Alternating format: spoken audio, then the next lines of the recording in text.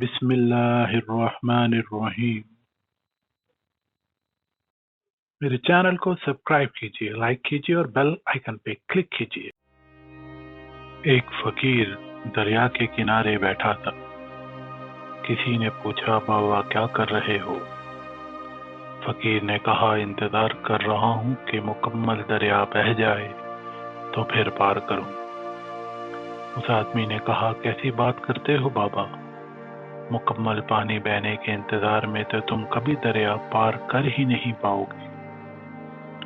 फकीर ने कहा, यही तो मैं तुम लोगों को भी समझाना चाहता हूँ कि तुम लोग जो हमेशा ये कहते रहते हो कि एक बार घर की जिम्मेदारियां पूरी हो जाएं तो फिर नमाज पढ़ूंगा, दाढ़ी रखूंगा, हज करूंगा, खिदमत करूंगा। जैसे दरिया का पानी खत्म नहीं होगा, हमें इस पानी से ही पार जाने का रास्ता बनाना है। इसी तरह जिंदगी खत्म हो जाएगी पर जिंदगी के काम और जिम्मेदारी कभी खत्म नहीं होगी।